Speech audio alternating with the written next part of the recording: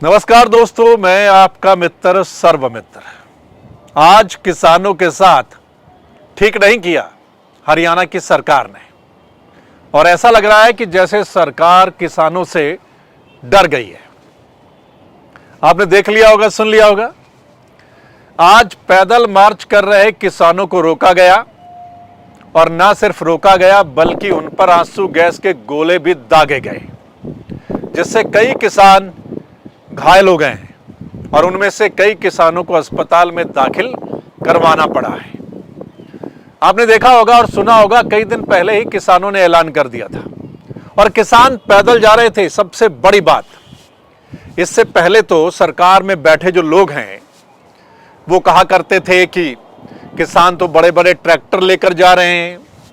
अच्छा, ट्रैक्टर के आगे कई तरीके के हथियार लगे हुए हैं, मशीनें उनके पास हैं, पता नहीं क्या क्या है, ट्रैक्टर मॉडिफाई करवा रखे हैं। क्या जरूरत है? किसान अगर चाहें तो पैदल चले जाएं। तो किसान इस बार पैदल ही जा रहे थे, और किसानों का एक जत्था, जिनमें ज्यादातर बुजुर्ग किसान थे जो आगे आगे, जिनको मरजीवड़े किसान कहा गया, लेकिन उनको भी शंभू बॉर्डर पर रोका गया। ना सिर्फ रोका गया, बहुत ज्यादा तादाद में फोर्स लगाई गई थी। वहां पर दीवारें बना दी गई, नुकीली तारें लगाई गई, रोड के ऊपर जो है नुकीली कीलें लगाई गई। अब किसान आसानी से बड़े प्यार से वहां तक पहुंचा, उनको रोक लिया गया और उसके बाद उन पर आंसू गैस के गोले दागे गए, जिससे कई किसान जो है वो घायल हो गए हैं। अब क्या है कि इस बार किसान तो पैदल जा रहा था, और लोकतंत्र में प्रदर्शन कर सकता है, कोई भी एजिटेशन कर सकता है, और किसान दिल्ली जाकर अपना प्रदर्शन करना चाहते थे, लेकिन फिर भी रोका गया। क्यों रोका गया? इसका मतलब साफ है कि सरकार डरी हुई है।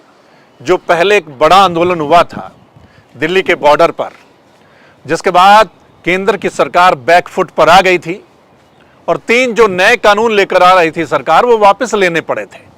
यानी इतना प्रेशर था, पूरा वर्ल्ड वाइड वो आंदोलन हो गया था किसानों का। पूरे देश में चर्चा, विदेशों में चर्चा थी, है ना। तो उसी को देखते हुए ही अब सरकार जो है वो लगता है किसानों से डर गई है और पैदल भी नहीं जाने देना चाहती। पूरे हरियाणा में सरकार ने तैयारी कर रखी, हरियाणा पुलिस की तैयारी थी, हर डिस्ट्रिक्ट में पुलिस को अलर्ट किया गया। तैयारी कर रही थी पुलिस कि किसानों से कैसे निपटना है, और किसानों ने बाकायदा ये बोला कि वो कुछ नहीं करेंगे, बड़े आराम से जाना है, उनकी ओर से कोई ऐसा कुछ नहीं किया जाएगा, पुलिस जहां रोकेगी वहीं बैठ जाएंगे। लेकिन शांतिपूर्वक तरीके से वो दिल्ली जाना चाहते हैं, उनको जाने दिया जाए।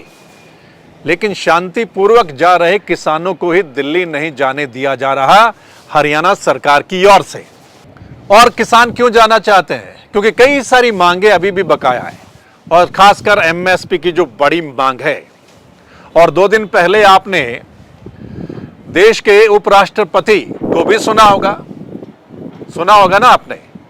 उन्होंने भी कहा कि किसानों की हालत क्या है, क्यों नहीं गौर किया जा रहा, क्यों नहीं जो वादे किए गए थे उनको निभाया जा रहा है। उन्होंने बाकायदा कृषि मंत्री को कहा कि ये क्या चल रहा है, कि पहले भी किसान दुखी था और अब फिर दुखी है, वो आंदोलन कर रहा है। सुनिए जरा।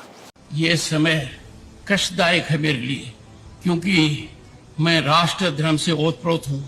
पहली बार मैंने भारत को बदलते हुए देखा है। जब ऐसा हो रहा है तो मेरा किसान परेशान क्यों है, क्यों पीड़ित है? Why the farmer is stressed? ये बहुत गहराई का मुद्दा है।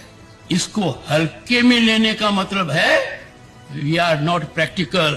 Our policy making is not in right track. कौन है वो लोग कहते हैं कि अपने किसान को उसके उत्पाद की उचित मूल्य दे देंगे? तो मुझे समझ में नहीं आता कोई पहाड़ गिरेगा।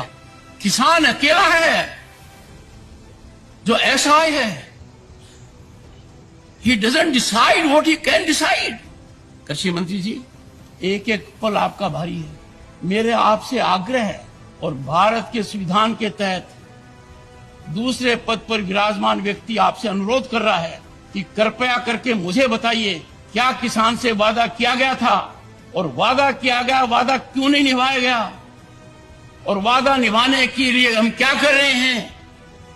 गत वर्ष भी आंदोलन था, इस वर्ष भी आंदोलन है, काल चक्कर घूम रहा है, हम कुछ कर नहीं रहे हैं। तो सुना आपने, ये हमारे देश के उपराष्ट्रपति हैं धनखड़ साहब, और वो क्या कह रहे हैं, सरकार में बैठे मंत्री को वो क्या कह रहे हैं, ये आपने सुना होगा। अब तो जो बीजेपी के नेता हैं उनको मानना पड़ेगा। हालांकि बीजेपी के जो नेता हैं, जब भी उनसे सवाल किया जाए किसानों के मसले पर, तो वो अपनी सरकार की पीठ थपथपाते हैं। वो कहते हैं कि हमारी सरकार ने तो किसानों के लिए बहुत कुछ किया है, ये किया है, वो किया है। लेकिन अब तो उपराष्ट्रपति साहब बोल रहे हैं, अब तो मानना पड़ेगा ना। उपराष्ट्रपति साहब बोल रहे हैं कि ये क्या चल रहा है। आपने सुना होगा, एक तरफ देश में महंगाई बहुत बढ़ रही है, सारी जो दूसरी चीजें हैं उनके दाम कितनी तेजी से बढ़ रहे हैं, और वहीं दूसरी तरफ किसानों की फसल के रेट किस हिसाब से बढ़ते हैं, ये आप सब जानते हैं। और ऊपर से जो रिस्क होता है किसानों का, आंधी आ गई, तूफान आ गया, बारिश आ गया, कई बार तो पक्की पकाई फसल वो खराब हो जाती है। फिर जो है डुप्लीकेट आजकल बीज बहुत चल रहे हैं, स्प्रे जो चल रही हैं, खाद तो मिलती नहीं, आपने देखा ही होगा कितनी मुश्किल से किसानों को खाद जो मिली है, और वो भी शायद पूरी मिली है कि नहीं मिली है, वो आपने देखा होगा पिछले कुछ दिनों में। तो हर मोड़ पर किसानों के सामने जो हैं वो कितनी मुश्किलें हैं, ये आप सब जानते हैं। तो जो किसान है, इन सारे मसलों को लेकर ही सरकार से बातचीत करना चाहता है, और किसानों ने बाकायदा कहा है कि वो तो अभी भी तैयार हैं, बातचीत के जरिए ही मसला हल हो सकता है। सरकार अगर न्योता भेजे तो वो आज भी बातचीत के लिए तैयार है। देखना होगा क्या सरकार अब आगे आने वाले दिनों में बातचीत का न्योता भेजती है, या जैसा हरियाणा सरकार कह रही है कि पहले परमिशन लेकर आओ फिर आगे जाने दिया जाएगा। तो क्या कुछ रहता है, ये अगले कुछ समय में पता चल जाएगा। बाकी आपका क्या कुछ कहना है दोस्तों, आप जरूर बताइएगा। चाहे आप किसान हैं या नहीं हैं, आपका किसानी से नाता है, वास्ता है या नहीं है, आप क्या कहेंगे, आप ज़रूर बताइएगा इस वीडियो के नीचे कमेंट करके। फिर मिलते हैं, क्या कुछ इस मसले पर अपडेट रहेगा उस पर भी आपके साथ बातचीत ज़रूर करेंगे। नमस्कार।